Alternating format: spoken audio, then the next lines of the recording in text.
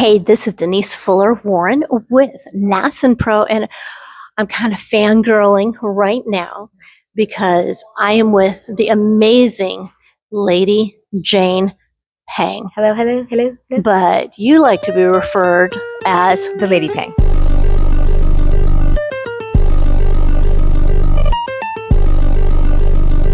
the Lady Peng.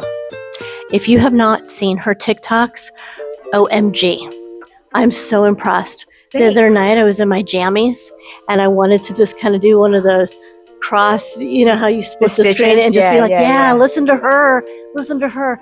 So tell me how you're killing it and what you're doing. Well, we own a 7-figure body waxing business in San Jose, California. And the goal now is to teach everybody for free how to do what we did in the way that we did it. Yeah. Our studio in California makes $100K a month. $100K a month. And each of our team members all make $100K annually. And that was always the goal, that if you were to come work at Teddy Bear, that you would make 6 figures. So we created a space and we figured out how to do this, and that's the end goal. Most people don't understand that they will just say, hey, I'm just a waxer, or I'm only, and the moment you say just or I'm only, you've just limited yourself, right? Absolutely. You've just said, hey, that I'm not going to make more than this. I don't want to make more than this is essentially what you're saying. You've capped yourself.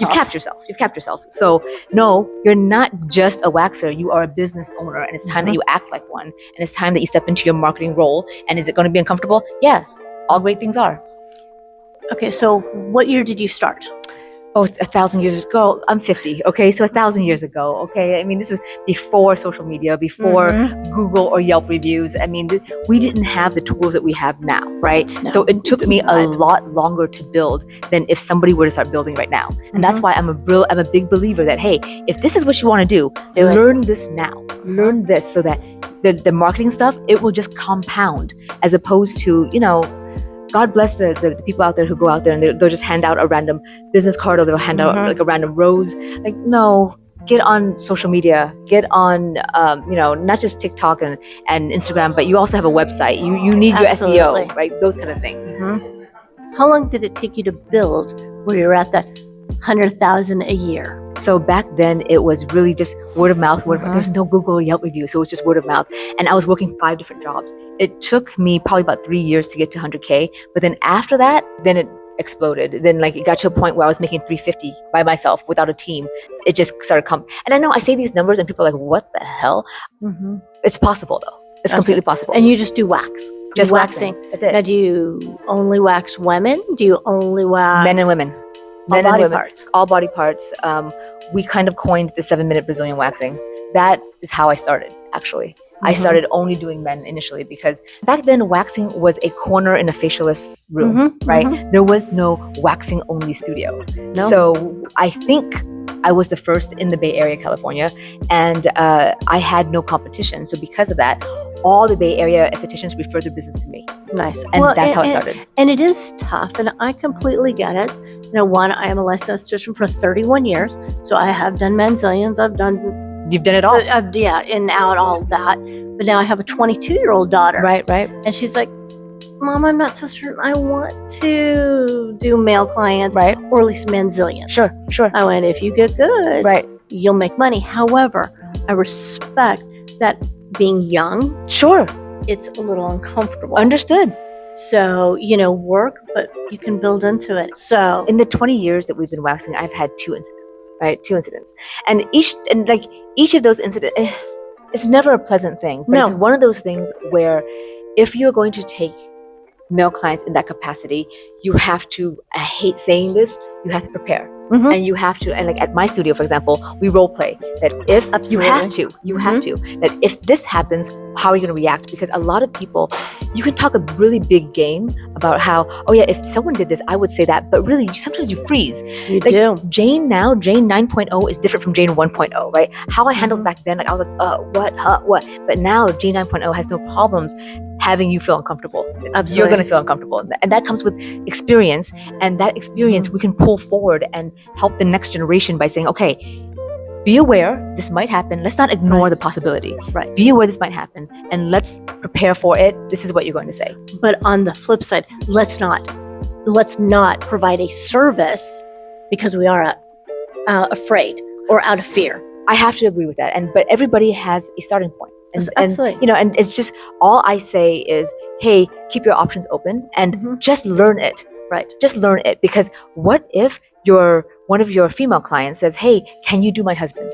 And this husband becomes vetted and he's a great guy and he's shy, what have you. Like, just learn the service. Right. Whether or not you decide to offer it to the public is one thing. But if a trusted client asks you, then why would you say no to an $85 service that takes 15 minutes? Absolutely. 100%. That makes no sense. So what is your best tip for an esthetician wanting either to grow their practice or just how to be successful?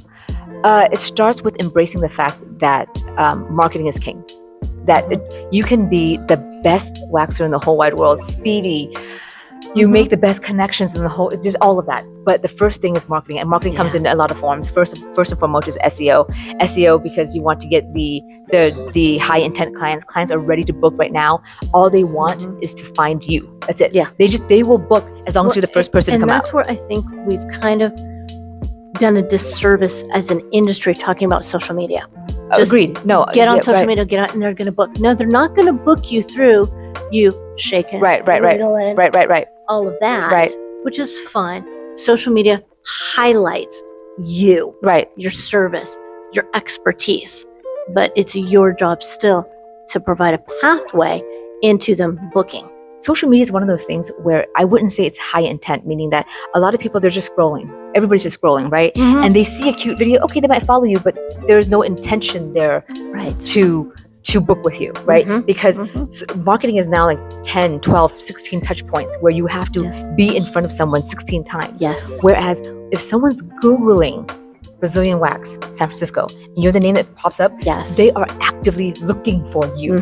So I would prioritize the website first. And social media, absolutely. But the thing with social media is that you have to continuously work on it. If you don't, you become obsolete, right? So like, build a website and something that is there and compounding daily for you. And then when you're too busy to do social media, it's okay. This website is still advertising for you. Absolutely. And be comfortable with who you are in your authenticity. Oh, 100%. Do not do 100%. what XYZ influencer, because you may not feel comfortable, but that person's killing it. That is such a fantastic point. And that's actually one of the first things that I teach students with regards to social media, which is find the form that works for you. I have never danced on social media. I cannot dance. But no one wants to see me most dance. Of my content is just direct to camera, me talking. And that is or a voiceover. That is the form that I'm most comfortable with, because if you're uncomfortable, you're going to avoid it. So then you're not going to do it, right? Whereas if you find what works for you, then that is your path to that form of marketing. Absolutely. I think that is so important for people to realize that but it's incumbent upon them to do the research to figure out what forms of social media they are comfortable with, that they're willing to do. Look who's on our cover. It's you. I swear, I'm so humbled and so honored and I'm incredibly shy about this, but it's amazing. And thank you for the opportunity. Thank you for this. This is my first, and I'm going to frame this, and it's okay. In this edition It's true. of NASNPRO. Yeah. It started out at 6 hours and now it's 15 minutes, right? For $85. At that time, I was like, how am I going to make a profit? How am I going to, $85 for $60 at that time, but for 6 hours. But yes, you can get better, and you can get in the cover of NASNPRO. Absolutely, because we want to share the journey of an esthetician and going from esthetician and the background, the family, the personal, because sometimes there's struggles. Oh, yeah. Personal goes into professional, and professional goes into personal, and we need to be real about telling our stories Completely. And uplifting and elevating other estheticians. One really quick thing about that is that a lot of estheticians are starting in this industry older, right? They're like second career, third career, fourth career, and it's okay, and it's not too late. No, it's never too late. Just really be smart about your moves. It's never too late. I know estheticians who've just been in the game and they're already making 6 figures. So I had a student, aesthetic student. She was 75 years old. God bless her. God bless her. And in the day, she was a high-end salesperson, personal shopper. And she came, did a facial, was doing school. Her first client as a student came to me to give feedback and said that was the most horrible facial because she had onset Parkinson's. Okay. Oh. And I went, all right, we're going to work this out. Right. We'll figure it out. So I went to Cecil and I went, this is what you did well. Fantastic. Such a This smart is move. what we need to work on. Right. However, what move in a facial mimics Is Parkinson? Are we Tapote? No, Essorage. no, but more of that petrissage like that. Got I you. said, work on that. Do Right. a little bit more That pressure. is so smart. She graduated. She went to a senior citizen home. Said, I am an esthetician. I can do this, this, and this. They hired her right out of school. She was making probably $80,000. Good for her. She did not let her age No, ma'am. or health situation. No, ma'am. And she's like, this is not a disability, Denise. And I went, use more slip. Right. Okay, than what I would normally Right. do. But let's work with it because I want to see you succeed. Right. She started at 75. She's It's passed never on too now. late. It's never too But late. I always remember it's never too late. No. Just be And- really, I mean, that's just it. There, in whatever industry it is, and whatever niche it is, do what works for you. So important. Yeah. Find your niche and figure it out. Well, thank you for being here today. Love you. Thank you for having I me. love you. Thank you.